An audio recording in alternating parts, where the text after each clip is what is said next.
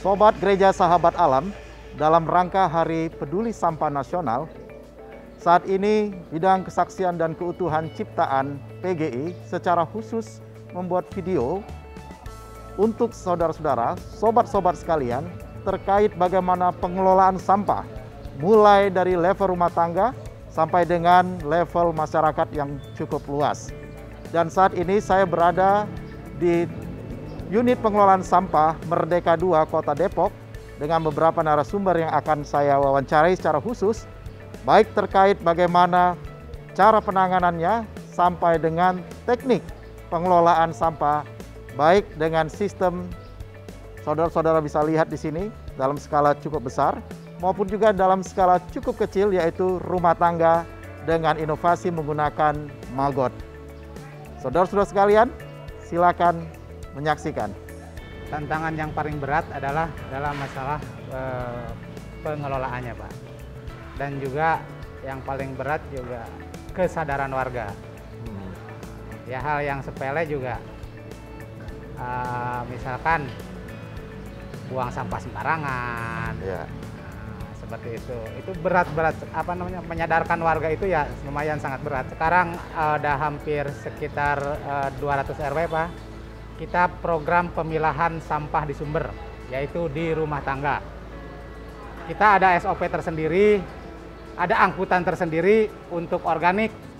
Kita jadwal maksimal antara 2-3 hari kita pasti angkut untuk organik. Jadi dari rumah tangga kita memilah.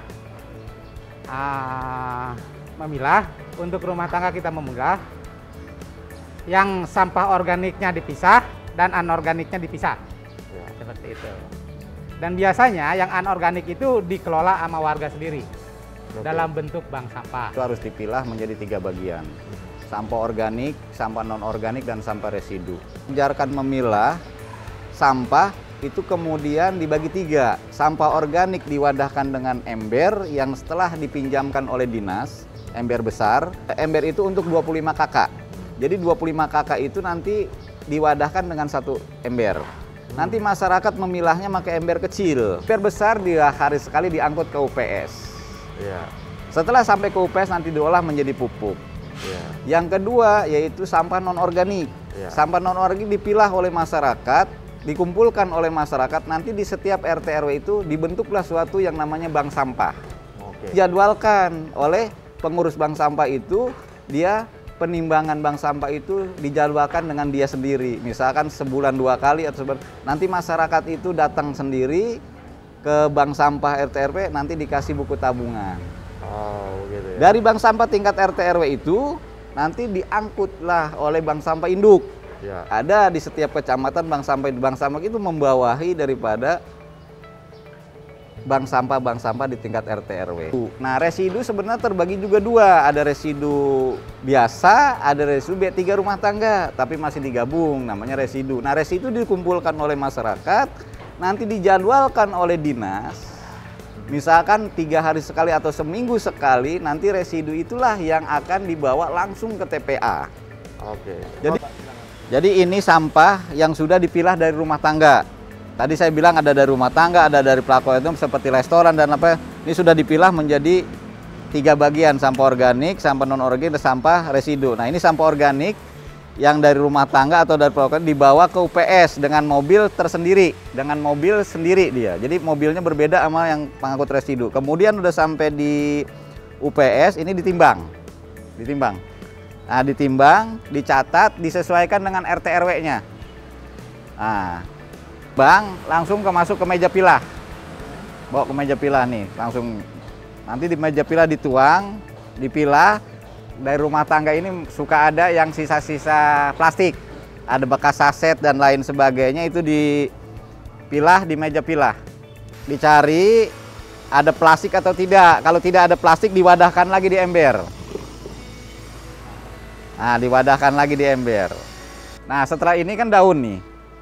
Daun ini juga harus dipilah, harus dicaca, artinya daun ini tidak boleh ada plastik. Seperti ini kan banyak plastik nih. Nah, waktu kita giling di sini atau cluster di sini, dia tidak boleh ada plastik. Ini cara pembuatan pupuknya. Ini jadi 1:1. Sampah organiknya tadi 27, daunnya 27. Masuk ini. Tuang.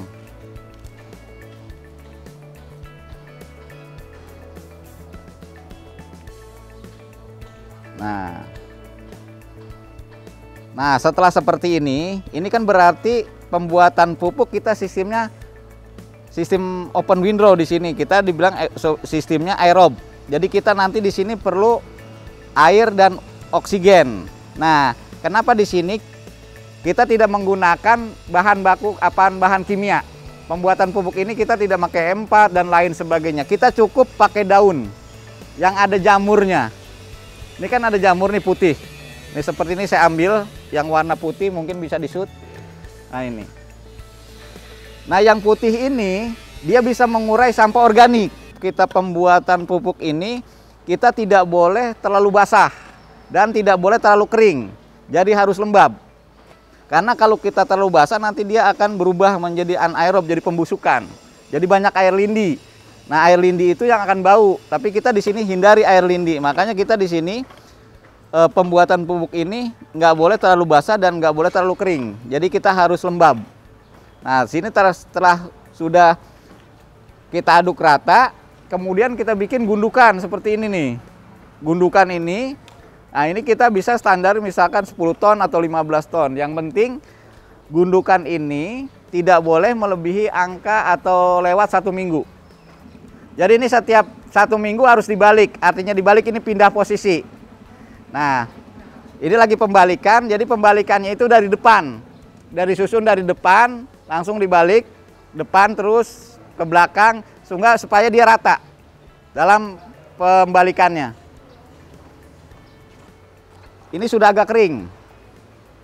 Karena di sini jamur ini perlu oksigen dan perlu air. Makanya kita harus kasih air sedikit, biar supaya dia aktif kembali. UPS ini mempunyai 2 inovasi. Yang tadi yang sudah saya jelaskan inovasi open windrow. Sekarang kita mempunyai satu lagi inovasi memakai maggot.